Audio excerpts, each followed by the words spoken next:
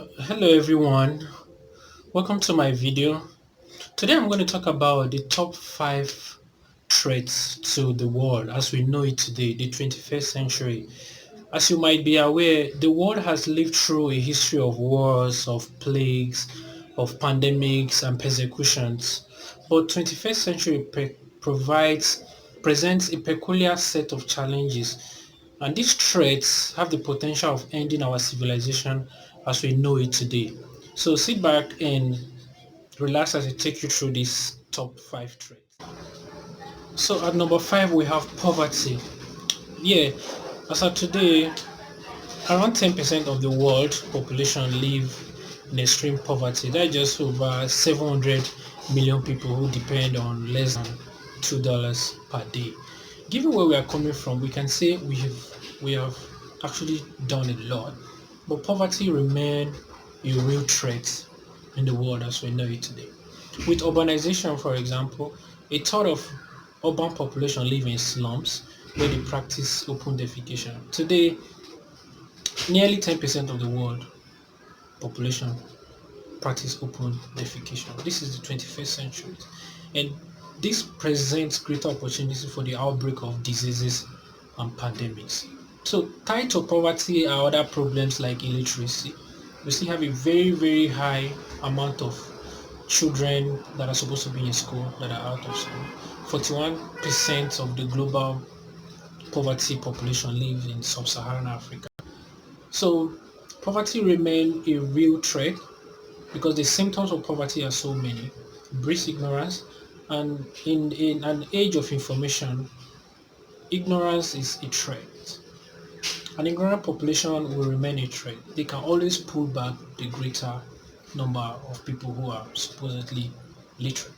So poverty remains a real problem. It might not lead to the end of the world. It might not end our civilization, but there are ways that it can affect us collectively. So at number 4 we have pandemics. Yeah, pandemics. As humans spread across the world, which is an age long irreplaceable practice, diseases are going to continue to spread across the world because we rely so much on social interaction and migration. Yeah, right now with the rise of urbanization, we now have a lot of urban areas that are very, very congested.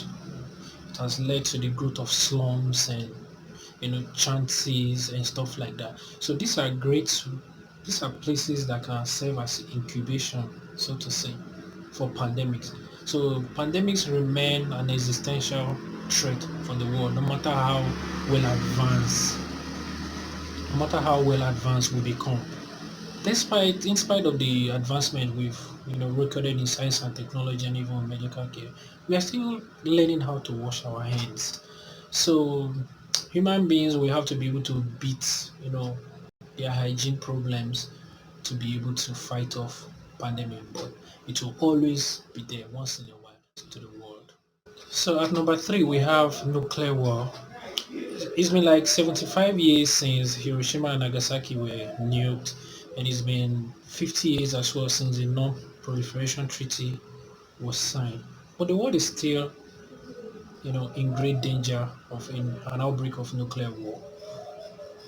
Even if countries can be rational enough not to use their nuclear weapons, there is a danger of it falling into the hands of terrorists and non-state actors who can be very, very arbitrary with the way they use them.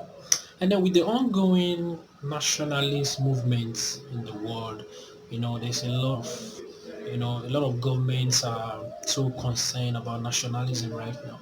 It reduces the opportunity for the world to come together, and work as one. And if we're isolated, it means that people are going to develop more nuclear weapons to protect themselves, and it increases the threat of it being used.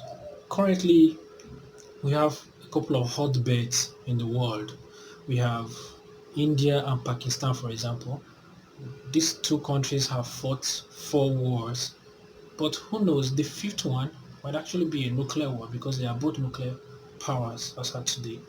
We have the problem of North Korea, we have US and Iran, we have US and Russia, potentials are there. So Israel is already a nuclear power. The simple way to avoid a nuclear war is just to, you know, remove them. Even famous US secretaries of states, including Henry Kissinger, has advocated that we don't need them. Like, we don't need a world where we have to stockpile nuclear weapons. So at number 4, we have climate change. Climate change is literally the change in global climate due to the emission of carbon dioxide. It's an existential global threat, but since the 21st century, it's been, more of a major concern. In fact, according to a research by Pew Research Center, they place climate change as at the very top of global threats. Since the Industrial Revolution, the emission of carbon dioxide has increased by a whopping 35%. So we are presented with a situation where it can get so high. Climate change, climatic conditions can get so bad that even human habitation on Earth is going to be practically impossible. Right now, over 90% of those responsible for this emission are developed countries. But the greatest impact is going to be on the poorest countries, where it's going to be impossible to practice agriculture and have all other kind of livelihood and economic activities that they have so much relied on. There are going to be a lot of ice melting already happening, but it's going to be more. It's going to lead to flooding. A lot of ecosystems are going to be destroyed, already destroyed. So, but most importantly, climate change is not just an ecological problem. It's not just an environmental problem. It's something that has a lot of impact in other areas. It's going to lead to a lot of conflict because people will have to grapple with the fact that they now have lean resources, the resources that were previously not enough, but now it's even worse. A case in hand is what's happening in the Lake Chad Basin. For example, there's a protracted crisis there because the lake is drying up, and this is one of the symptoms of climate change. So it's already happening in so many parts of the world. It's fueling violent conflicts. People are trying to see how they can, have a hold of resources that they've relied on for years. But right now, they are the very bricks of losing them. So this is going to be a defining moment for for the 21st century. It's going to lead to a lot of displacement. It's causing a lot of migration as well. As you are aware, there's a strong sentiment against migrants in the world right now. So climate change is not just about the climate, but it's going to affect the entire world and the entire values, the entire ways we've lived, interacted, practice agriculture, you know, um, carried out our economic activities. There's going to be a total shift in how the world is going to be. What do we need to do? A lot of people have suggested that we should, encourage the use and utilization of renewable energy like solar, wind. A lot of people have said that we should encourage energy efficiency, and there should be reduction in the exploration of oil and gas, which leads to emission. And then for countries that are adamant that continue to, you know, contribute to the emission of carbon dioxide, should be heavily taxed as well. And then for ecosystems that might have been destroyed, there should be restoration and protection of those ecosystems, including forests. We need to save the world actually. And then the Paris 2016 Paris Agreement, a lot of countries have still not signed up on it. So it's the right thing that great trade. So at number 1, we have technological disruption. The rise of artificial intelligence and biotechnology will change the world more than anything else. We can actually do something to prevent nuclear wars and climate change, but technological disruption is actually bound to happen. Take the combination of information technology and biological technology. It means that we are actually close to a time where we can hack into human beings, just the way we can hack emails, computers, and bank accounts. So hacking a human being means that we can predict their choices. We can even replace them. Right now, on the all your activities on the internet, your presence, the website you go to, the the kind of news that you enjoy the most, the kind of content that you tilt towards. These are things that can be monitored, that can be understood and collected into what is called a big data. So now we are going to move into a period where they are not going to stop at that. Technological disruption is not going to stop at that. You're going to move into an era where they also have to be able to monitor what is happening inside of you. When you are reading a particular kind of news, how do you react to it? How do you feel? What kind of emotion do you feel? Is it excitement? Is it sadness? Is it indifference? So imagine when corporations and dictators can have access into your mind, into what's happening inside you, even while you are in your house. They know where you are going to, they know your favorite spots, they know your travel destinations, they know all your preferences because everything is now collected into a big data. So this will be a very, very chaotic moment because when you have a situation when human beings do not have freedom, do not have the free will, there's this conversation we always like to have that we have free will. But technological disruption is going to mean that there will be an end to what we call free will. Even at today, if for example you're looking for a particular product, let's say you're looking to buy a refrigerator and you check a particular online store and you end up not buying, or even if you do, for the next 7 days, for every website that you visit, even if it's social media, a news website, you're going to see advertisement based on refrigerators. So this is what is called algorithms. The algorithm is able to, predict your movements on the internet, and then it tailors the whole content that you are going to see for the next couple of days based on what it believes to be your needs at that moment. So if human beings can be hacked politically, for example, it means that you cannot choose a leader just because you feel is right for you. You're going to choose a leader because the leader has been foisted on you based on what they believe are your political ideologies. If somebody understands what your political ideology is, it's very easy for the person to campaign along that line, even if he doesn't mean it. So this is the highest level of rigging we can ever get. At the moment, corporations rely on third-party companies to sell them this information about us, in order to sell their product to us. But when you have a situation where political dictators can actually have an idea into what we are thinking about at that particular point in time. If, for example, you are watching the presidential live broadcast online, and the dictatorial system can actually know how you are feeling at that particular point in time. If you're excited watching the president, if you are angry, or if you're indifferent, this can actually mean much more than you think.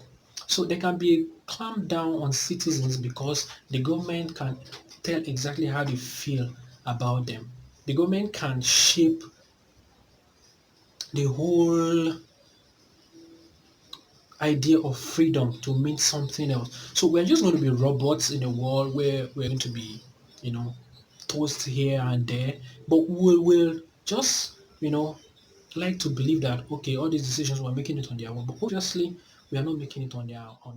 We have a system where in this technology age there is so much information.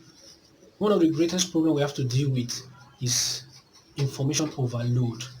So it's increasingly difficult for people to actually from bad information, decipher between bad and good information. So when technology realizes that we are bombarded with a lot of information and we cannot choose which is right, then they step in to choose for us.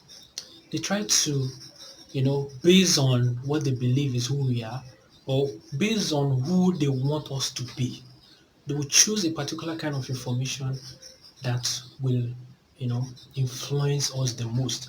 By the time we keep seeing that particular kind of information repeatedly, it will end up molding us into a person that feel they have chosen something. But at the end of the day, that choice is not yours. So it's really, really a danger where every day all the choices you make are not determined by you. You can imagine how difficult and chaotic that would be for a human being. And also the rise of technology is going to also affect what we know as disinformation or fake news. Fake news is obviously not new, but with technology, the spread is going to be more, and then the sophistication in terms of how it is created and spread has never been more than now. So there are things that can, for example, there are videos they call deepfake and stuff like that, where a video can be manipulated in a way. For example, a president can, a video can be made of a president saying something that he didn't say at all, through technological editing and stuff like that. So imagine the potential of this spread of fake news. When technology can push out an information that is obviously not true, but it's manufactured in a way that you cannot tell between fact and fiction. Another very obvious impact of technological disruption is that technology will take over the job market. It means that we are going to become a useless class of people where artificial intelligence through machine learning can actually replace us in the job market. For every job you can do, there is a machine who can do it faster, more efficient, and even cheaper to the company. So we're going to have a serious job crisis in the future, and this would really leave us very useless. There's going to be an extreme level of inequality. A small group of people are going to be empowered in a way that they're going to be digitally empowered in a way that they will be so powerful as against a vast majority of people who will be doing nothing, who will be absolutely a useless class of people. Imagine how tough that will be. For example, education is going to have a great impact in education. What course are you going to study? Imagine studying engineering or medical science right now. And in the future, there's no need for you. There's absolutely no need for you. So what kind of education do we even need right now to compete in the future? It's a really, really big question, and it's a really, really big problem. Even creative elements that we have that we feel are tied to our emotions, like creating music, writing music, for example. These are things that artificial intelligence can even do better. Produce music that have better symphony, better melodies, better cadence, better production. It's already happening. There are music that there are a couple of songs that at the moment written, recorded, produced completely by technology. There is also this misconception that is always portrayed in movies. About a time like this, they always feel that a time like this will be one where robots are going to come and kill us. An apocalyptic kind of warfare between humans and machines. That is actually not how this is going to play out. The great threat is that this technology is going to be used more for surveillance, so by corporations and dictators, like I already mentioned. And when you can survey people, you can tell practically everything about them. You can predict them, you can manipulate them, you can replace them. So this is the real danger when you are sitting down here, but you are completely not in control of yourself. Don't get me wrong. The combination of information technology and biotech can be used for good and bad, but the bad is really bad. Let me give you an example of a good way it can be used. During this COVID-19 experience, there are some very developed countries that are trying to be ahead of the pandemic by inserting certain chips on people to monitor their body temperature, to see whether they are sick or not, and for those who are not sick, to also tell them it will be a way that the government or the company that are in charge of this can give them feedback about the areas that are more concentrated in terms of the virus and where they should avoid and stuff like that. This is a good way we can use technology, but it also means that corporations or government that want to control people, want to manipulate people, can use the same technology in a way that you cannot even imagine. The Frankenstein novel, for example, predicted this kind of era.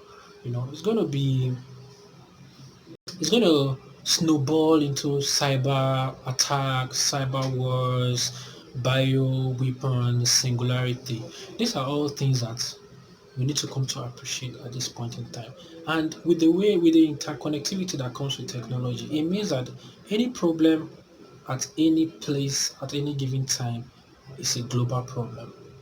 So the economy, we have a digital economy that is going to be very, very big. So if there's a single impact in the stock of any single company, it's going to have a ripple effect all across the global economy. So this is the kind of reality that we're going to have.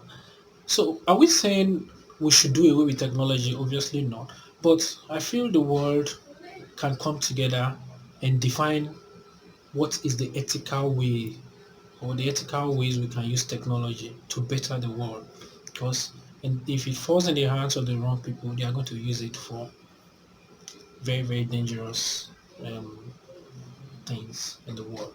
So one of the most, should I say, brilliant and qualified person as far as this topic is concerned is Harari, Noah Harari, Yuval Noah Harari, an author who I have become very, very fond of. And even in a conversation with Mark Zuckerberg had confirmed that these are real threats.